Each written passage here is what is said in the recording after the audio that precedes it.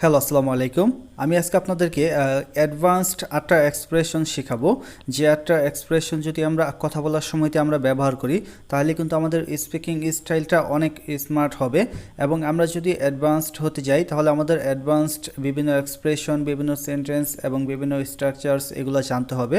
So এই কারণে আমি আজকে আপনাদেরকে আটটা খুবই গুরুত্বপূর্ণ অ্যাডভান্সড এক্সপ্রেশনস শেখাবো। এখন আপনারা পাঁচটা দেখতে পাচ্ছেন, আরও তিনটা আছে পরের স্লাইডে। টোটাল আমি আটটা অ্যাডভান্সড এক্সপ্রেশনস আমি আজকে আপনাদের শেখাবো। চলুন তাহলে আমরা প্রথমটা দিয়ে শুরু করি। দেখুন, প্রথমে যেটা আছে সেটা হচ্ছে every single day. Every single day মানে কি? দেখুন, এটা হচ্ছে এভরিডে। আমরা কিন্তু প্রতিদিন বলতে আমরা সাধারণত এভরিডে ব্যবহার করি, কিন্তু আমরা আজ থেকে কিন্তু এভরিডে বলবো না, আমরা বলবো এভরি সিঙ্গেল ডে। এটা বললে দেখুন কতটা সুন্দর শোনায়, এবং এটা কিন্তু খুবই অ্যাডভান্সড এক্সপ্রেশন। সো আমরা আজ থেকে এভরিডে ব্যবহার না করে আমরা এভরি সিঙ্গেল ডে ব্যবহার করব, যেটা হচ্ছে কি প্রত্যেক দিন। যেরকম আমি যদি বলি every single day I go to school, আমি প্রত্যেক দিন স্কুলে যাই। Every single day I do it, প্রত্যেক দিন আমি এটা করি। সো প্রত্যেক দিন বুঝাইতে আমরা কী ব্যবহার করব? Every single day. আর তারপরে যেটা আছে দেখুন 2 নম্বরে, সেটা হচ্ছে স্টিল পেইং দ্য প্রাইস। মানে কি? এটা অর্থ হচ্ছে মানে কি, ভুলের মাসুল দেওয়া। সে এখনও ভুলের মাসুল দিয়ে যাচ্ছে। এটা মানে আমরা অতীতে কোনো একটা ভুল করলে সেটার মাসুল যদি আমরা এখনও দিয়ে যাই, তখন আমরা বলি স্টিল পেইং দ্য প্রাইস, মানে এখনও ভুলের মাসুল দিচ্ছে। সাপোজ ধরুন কেউ 2-3 বছর আগে একটা ভুল করছে, অথবা যে কোনো একটা আইন ভঙ্গ করছে। সো 2-3 বছর যাবতীয় এখন পর্যন্ত কি সে ওই ভুলের কারণে জরিমানা দিয়ে যাচ্ছে। সে আইন ভঙ্গ করার কারণে এখনও সে জরিমানা দিয়ে যাচ্ছে। সো সেক্ষেত্রে বলতে পারি কি, he is still paying the price, সে এখনও ভুলের মাসুল দিয়ে যাচ্ছে। অথবা সাপোজ ধরুন আপনি একটা বিজনেস করেন, ব্যবসা আছে আপনার, আপনি যে কোনো একটা গুরুত্বপূর্ণ সিদ্ধান্ত নিতে ভুল করছেন আরও অনেক দিন আগে।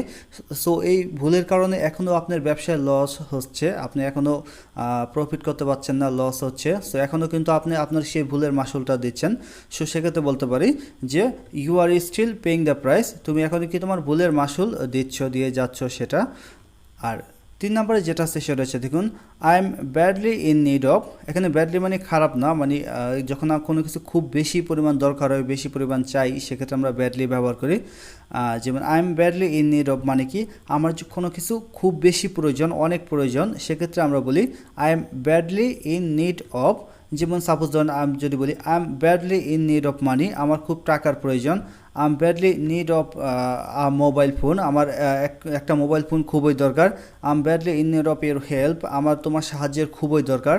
সো কোনো কিছু যখন খুব বেশি পরিমাণ দরকার হয়, প্রয়োজন হয়, সেক্ষেত্রে আমরা বলবো I am badly in need of. আর 4 নম্বরে যেটা আছে সেটা হচ্ছে দেখুন, লাস্ট কাপল অফ ডেজ। এখানে দেখুন লাস্ট কাপল অফ ডেজ মানে কি, যখন আমেরিকানরা ব্যবহার করে লাস্ট কাপল অফ ডেজ, তার মানে বোঝায় গত কিছুদিন। আর যখন ব্রিটিশরা ব্যবহার করে, সেটা মানে হচ্ছে গত 2 দিন। এই বিষয়টা খেয়াল রাখতে হবে, যেটা আমরা ভুল করে থাকি। যখন আমেরিকানরা বলবে লাস্ট কাপল অফ ডেজ মানে কি, গত কিছুদিন। আর যখন ব্রিটিশরা বলবে সেটা মানে কি, গত 2 দিন। এই বিষয়টা খেয়াল রাখতে হবে। Last couple of days I didn't go to school, যেক্ষেত্রে আমেরিকানের ক্ষেত্রে কী হবে, গত কিছুদিন যাবত আমি স্কুলে যাই নাই। যদি ব্রিটিশরা বলে সেটা হবে গত 2 দিন যাবত আমি স্কুলে যাই নাই, লাস্ট কাপল অফ ডেজ। আর 5 নম্বরে যেটা আছে সেটা হচ্ছে দেখুন, he has the story. He has the story মানে কি, কেউ কোনো একটা বিষয়ের সম্বন্ধে জানে, সেটা বুঝাইছে। মানে আমরা যদি বলি হি নোজ অ্যাবাউট ইট, সে ব্যাপারে জানে, সেটা না বলে আমরা বলতে পারি he has the story. Suppose আপনি বললাম যে my brother has the story, মানে আমার ভাই এ ব্যাপারে জানে। My mother has the story, আমার মা এই ব্যাপারে জানে। সো কেউ কোনো ব্যাপারে জানে, সেটা বলতে আমরা আজ থেকে কি বলবো, হি হ্যাজ দ্য স্টোরি, অথবা my brother has the story, my mother has the story. আমরা দেখুন বিবিসি, সিএনএন এরকম মিডিয়াগুলোতে দেখবেন মাঝে মাঝে বলে he has the story, the man has the story. So কেউ কোনো ব্যাপারে জানে, সেটা বলতে আমরা এই স্ট্রাকচারটা, এই এক্সপ্রেশনটা ব্যবহার করব। তারপর দেখুন যেটা হচ্ছে 6 নম্বরে, সেটা হচ্ছে let's have a look. Let's have a look মানে কি, চলো দেখি। আমরা অনেক সময় কিন্তু কোথাও কিছু একটা ঘটছে, যখন আমরা বলি আমাদের পাশে জনকে যে চলো দেখি কি হচ্ছে। সো চলো দেখি এই কথাটা বলতে আমরা ব্যবহার করব লেটস হ্যাভ এ লুক। আমরা চাইলে লেটস সিও বলতে পারি, কিন্তু লেটস হ্যাভ এ লুক বললে দেখুন খুবই সুন্দর শোনায়। আমরা কিন্তু অ্যাডভান্সড হতে চাচ্ছি, সো আমাদের কিন্তু মানে সুন্দর যে এক্সপ্রেশনগুলো আছে সেগুলো ব্যবহার করতে হবে।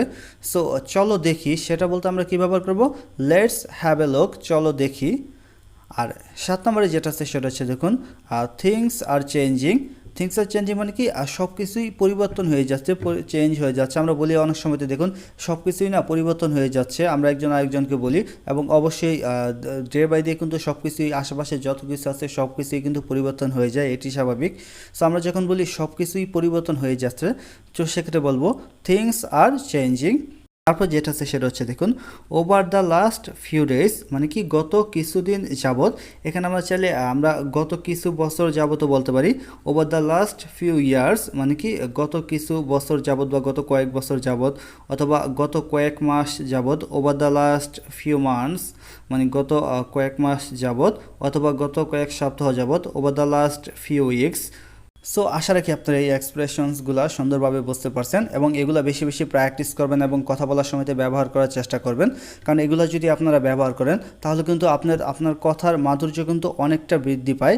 সো এগুলো অবশ্যই ব্যবহার করবেন এবং অবশ্যই বেশি বেশি প্র্যাকটিস করবেন, কারণ প্র্যাকটিস না করলে কিন্তু আপনি কথা বলার সময়তে এগুলো মনে করতে পারবেন না, ব্যবহার করতে পারবেন না। সো প্র্যাকটিসের কোনো বিকল্প নাই। আর ভিডিওটি ভালো লেগে থাকলে অবশ্যই চ্যানেলটি সাবস্ক্রাইব করবেন, ভিডিওতে লাইক করবেন এবং কমেন্ট বক্সে জানাবেন যে ভিডিওটি কীরকম লাগলো। আর অবশ্যই ভিডিওটি আপনার বন্ধুদের সাথে শেয়ার করবেন যাতে আপনার বন্ধুরা বা অন্যরাও শিখতে পারে।